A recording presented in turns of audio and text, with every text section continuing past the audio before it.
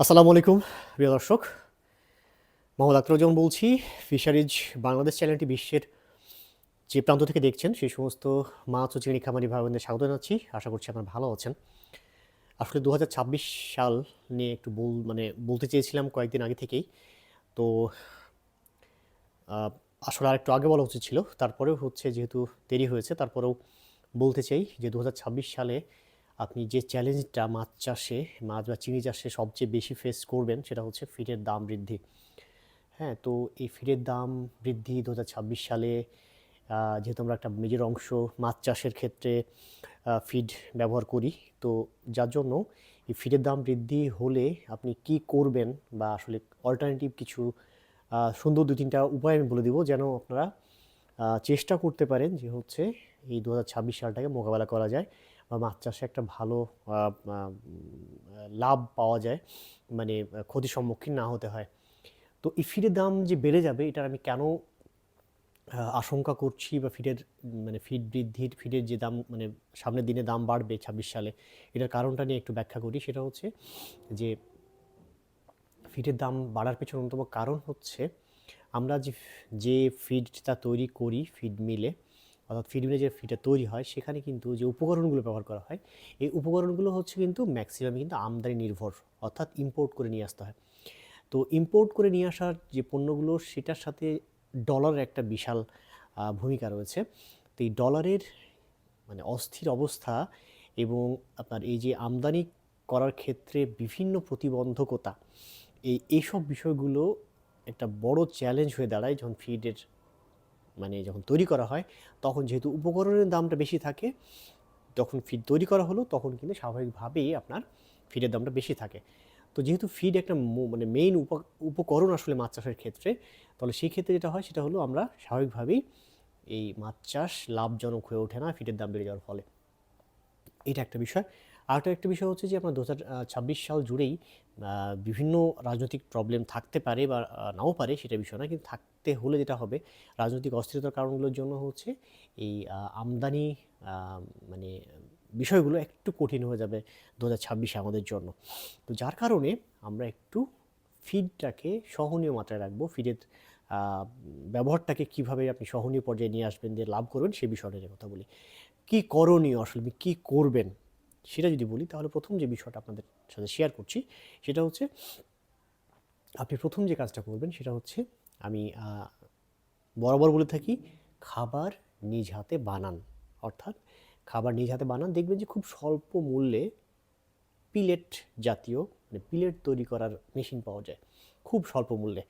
তো এই স্বল্প মূল্যে যেসব পিলেট, মানে পিলেটের বানানোর যে যন্ত্রগুলো আছে সেগুলো আপনি সংগ্রহ করতে পারেন। প্রথমত যারা ছোট খামারি, তারা হ্যান্ডমেড, অর্থাৎ হাত দিয়ে বানানো এরকম পিলেট খাবার তৈরির মেশিনগুলো কিনতে পারেন, খুব দাম কম। আমাদের মৎস্য গবেষণা ইনস্টিটিউটেরও কিন্তু এই হ্যাঁ প্লেট মেশিন আছে, হ্যান্ডমেড প্লেট মেশিন আছে, তাদের সেখানে যোগাযোগ করতে পারেন। যারা একটু বড় খামারি আছেন তারা যেটা করবেন সেটা হচ্ছে, চায়নাতে একটু যারা বড় খামারি তারা তো বুঝতে পারছেন একটু আর্থিক সামর্থ্য আছে। চায়নাতে এরকম চীনে অনেক এই মোটামুটি স্মল থেকে মিডিয়াম আকারের হচ্ছে আপনার এই পিলেট মেশিনগুলো পাওয়া যায়, যেগুলোর দাম খুব বেশি না, 1 লাখ বা 1.5 লাখের মধ্যে পাওয়া যাবে। এই পিলেট মেশিনগুলো আপনাদের যদি এই সংক্রান্ত বিষয়ে যদি কোনো পরামর্শ লাগে, বা আপনারা যদি ওইসব কোম্পানির সাথে যোগাযোগ করতে চান, আমার সাথে কন্ট্যাক্ট করেন, আমি চেষ্টা করবো আপনাদেরকে তাদের সাথে কন্ট্যাক্ট করে দেওয়ার জন্য, যোগাযোগ করে দেওয়ার জন্য। তো এই পিলেট মেশিনগুলো চায়নাতে খুব কম দামে পাওয়া যায়, এবং এটা আমাদের দেশে যদি আপনি একটা খামারে নিয়ে আসতে পারেন, একটা ছোট্ট, যারা মাঝারি খামারি বা বড় খামারি, তারা যদি এই পিলেট মেশিনটা নিজে করতে পারেন, সমস্ত উপকরণ দিয়ে এই নিজ হাতে খাবার তৈরি করতে পারেন, তাহলে কিন্তু খাবারের যে খরচ সেটা কিন্তু আপনার কমে যাবে অনেকাংশেই।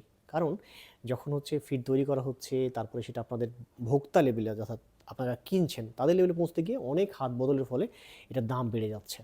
তো যেটা হবে, বিভিন্ন খাদ্যের যে উপকরণগুলো আছে সেই খাদ্যের উপকরণগুলো নেবেন, খাদ্যের উপকরণগুলো নিয়ে সেটা হচ্ছে প্লেটে বসিয়ে সুন্দর মতো করে আপনি রেডি ফিড তৈরি করে ফেললেন। অর্থাৎ এটা আপনার খরচ বাঁচাতে একটা অন্যতম হাতিয়ার বলে আমি মনে করি।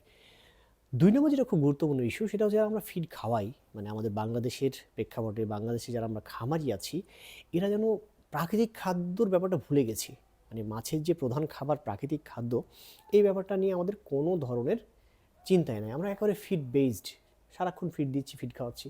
কিন্তু মাছ যে তার ফিডের চেয়েও বড় একটা খাবার সে খায়, সেটা হচ্ছে প্রাকৃতিক খাবার, অর্থাৎ ফাইটোপ্লাঙ্কটন, জুপ্লাঙ্কটন, বেনথস, পেরিফাইটন, এই যে খাবারগুলো খায়, এই খাবারগুলো কিন্তু আপনাকে জোগান দিতে হবে, অর্থাৎ প্রাকৃতিক খাদ্যের উপর আপনার নির্ভরশীলতা বাড়াতে হবে।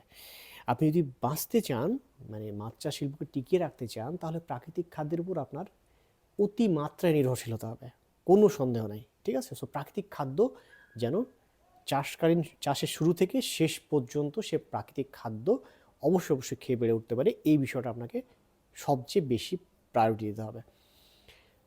3 নাম্বার এবং লাস্ট যে পয়েন্ট আপনাদের নিয়ে একটু মানে বলতে চাই, সেটা হচ্ছে এই ফিডে আপনি যে নিজ হাতে খাবার বানালেন, সেই খাবারে আপনি সাপ্লিমেন্ট ব্যবহার করবেন। সাপ্লিমেন্ট হচ্ছে, আমি কয়েকটা জিনিস বলি, সেই সাপ্লিমেন্টের মধ্যে থাকবে এরকম যে সেখানে থাকবে এনজাইম। ফিড যেহেতু তৈরি হয় হচ্ছে আপনার বিভিন্ন উদ্ভিদজাত উপাদান দিয়ে, সেগুলোকে হজম করার জন্য এনজাইম লাগে, যেটা বাইরে থেকে দেওয়া লাগে। সো এই এনজাইম থাকবে, তার মধ্যে ভিটামিন মিনারেল থাকবে, তার মধ্যে অ্যামাইনো অ্যাসিড থাকবে, মানে একটা একটা সাপ্লিমেন্টের মধ্যে। তারপরে হচ্ছে আপনার মিনারেল থাকবে। এই মানে আপনি কিন্তু আলাদা আলাদা না, একটা মাত্র হচ্ছে আপনি সাপ্লিমেন্ট ব্যবহার করবেন। একটা সাপ্লিমেন্ট দিয়ে আপনার টোটালটা কাভার হবে, অর্থাৎ সেই ফিডটাকে ভালো মতো হচ্ছে হজম করতে দিবে সেই সাপ্লিমেন্টটা, ভিটামিন মিনারেলের চাহিদা পূরণ করবে, যেহেতু ফিডে আপনার ভিটামিন থাকে না, মিনারেলের ঘাটতি থাকে।